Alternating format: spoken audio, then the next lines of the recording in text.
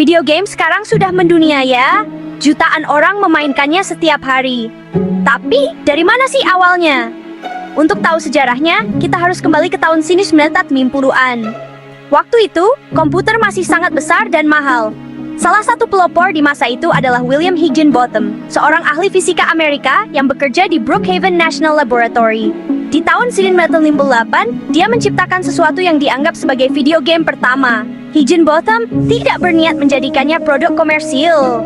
Dia hanya ingin membuat sesuatu yang seru dan menarik untuk pengunjung pameran laboratorium. Siapa sangka, ciptaannya akan menjadi awal mula revolusi dunia hiburan. Higginbotham menamai ciptaannya Tennis for Two. Permainannya sederhana. Dua pemain menggunakan controller terpisah dengan tombol dan knop untuk menggerakkan titik di layar. Titik itu adalah bola tenis. Tennis for Two sangat populer di pameran Brookhaven. Banyak orang antre untuk memainkannya. Permainan ini memang sederhana, tapi inovatif.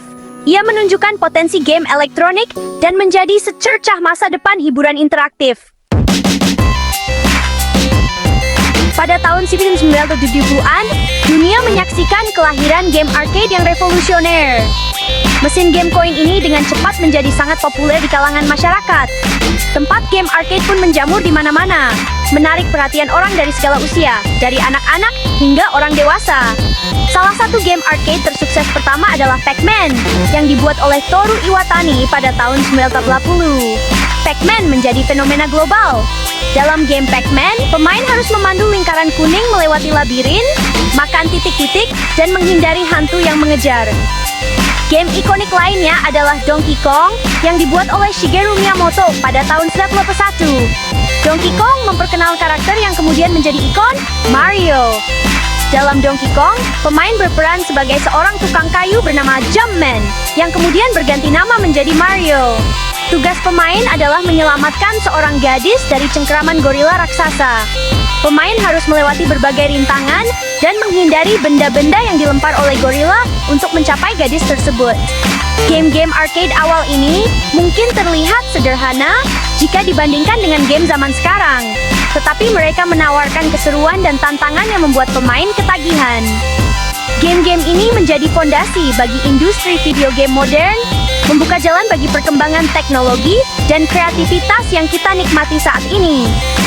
Dari Pac-Man hingga game-game canggih masa kini, perjalanan industri game telah melalui transformasi yang luar biasa. Di akhir tahun 1970-an dan awal 1980-an, video game beralih dari arcade ke ruang keluarga. Ini adalah masa di mana teknologi mulai memungkinkan pengalaman bermain game yang lebih personal dan intim di rumah. Konsol rumah seperti Atari 2600 dan ColecoVision membawa pengalaman bermain game arcade ke rumah-rumah. Atari 2600 sangat sukses, menjadi simbol dari era baru dalam hiburan digital. Konsol ini tidak hanya mengubah cara orang bermain game, tetapi juga bagaimana mereka berinteraksi satu sama lain di ruang keluarga. Ia mempopulerkan game seperti Pac-Man, Space Invaders, dan Pitfall. Game-game ini menjadi fenomena budaya dengan jutaan orang yang terlibat dalam petualangan digital mereka. Sayangnya, era keemasan Atari tidak berlangsung lama. Meskipun awalnya sangat sukses, berbagai masalah mulai muncul.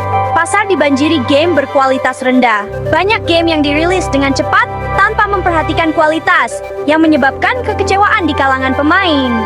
Hal ini menyebabkan industri video game mengalami kemerosotan di tahun 1983. Krisis ini dikenal sebagai Video Game Crash of 1983, di mana banyak perusahaan game gulung tikar dan pasar menjadi jenuh. Industri ini bangkit kembali di pertengahan 1980-an dengan hadirnya Nintendo Entertainment System atau NES. NES membawa angin segar dan harapan baru bagi industri yang hampir mati.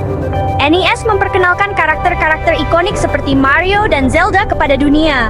Karakter-karakter ini tidak hanya menjadi maskot Nintendo, tetapi juga simbol dari kebangkitan industri game. Ia menghidupkan kembali industri ini dan mengantarkan era baru game konsol.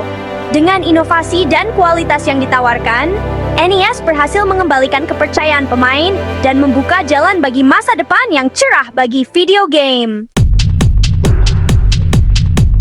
Meskipun konsol populer, komputer pribadi juga berperan penting dalam evolusi video game.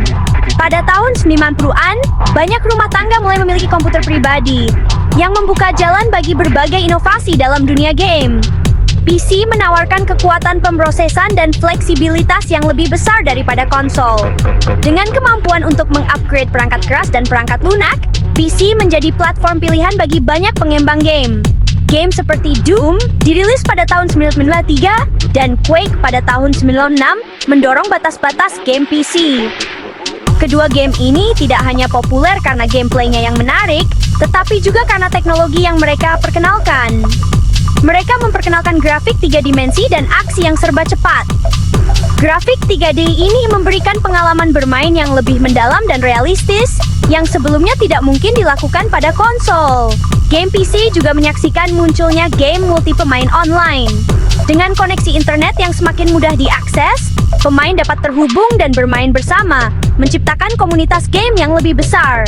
Game seperti Warcraft, Orcs and Humans dirilis pada tahun 1994 dan Diablo pada tahun 1996 memungkinkan pemain untuk terhubung dan bersaing satu sama lain melalui internet. Ini adalah langkah besar dalam evolusi game, mengubah cara orang bermain dan berinteraksi dalam game. Ini menandai awal dari era baru. Era di mana game tidak lagi hanya tentang bermain sendiri, tetapi tentang berinteraksi dengan pemain lain di seluruh dunia. Game online akan menjadi kekuatan utama di industri ini. Dari game sederhana hingga game kompleks dengan jutaan pemain, evolusi ini terus berlanjut, membentuk masa depan industri game. Bagian 6, Dunia 3D dan Revolusi PlayStation. Pertengahan 1990-an terjadi revolusi dalam game-game konsol dengan dirilisnya Sony PlayStation pada tahun 1994. PlayStation mempopulerkan grafik 3D dalam game konsol. Game ini mengantarkan era baru penceritaan sinematik dan gameplay yang imersif. Game seperti Final Fantasy Tau pada tahun 1997 dan Metal Gear Solid pada tahun 1998 menunjukkan potensi penceritaan PlayStation. Game-game ini menampilkan karakter yang kompleks, narasi yang menarik, dan visual yang juga. Mereka membantu video game sebagai bentuk hiburan. Bagian 7, Milenium Baru, Dunia Online dan Game Seluler. Abad ke-21 menyaksikan munculnya game role-playing online multi pemain masif, atau MMORPG. Game seperti World of Warcraft pada tahun 2004 menciptakan dunia online yang luas.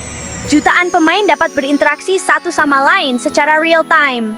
Game seluler juga meledak popularitasnya dengan munculnya smartphone dan tablet. Game seperti Angry Birds pada tahun 2009 dan Candy Crush Saga pada tahun 2012 menjadi fenomena global. Mereka menunjukkan potensi perangkat seluler sebagai platform game.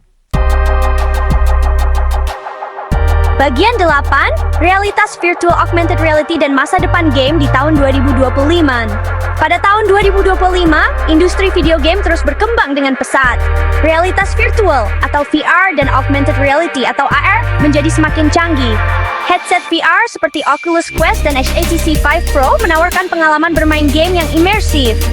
Game AR seperti Pokemon Go pada tahun 2016 memadukan dunia digital dan dunia nyata. Cloud gaming adalah tren utama lainnya. Layanan seperti Google Stadia dan Microsoft xCloud memungkinkan pemain untuk melakukan streaming game di berbagai perangkat tanpa memerlukan perangkat keras yang mahal. Bagian 9, Warisan Abadi Video Game. Dari awal yang sederhana, video game telah menjadi salah satu bentuk hiburan paling populer di dunia. Mereka telah berevolusi dari game arcade sederhana menjadi pengalaman yang kompleks dan imersif. Masa depan game penuh dengan kemungkinan.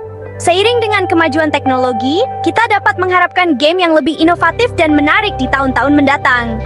Video game lebih dari sekadar bentuk hiburan. Mereka adalah media yang untuk bercerita, ekspresi artistik, dan interaksi sosial. Mereka telah memberi dampak yang besar pada budaya kita. Pengaruh mereka akan terus terasa selama beberapa generasi mendatang.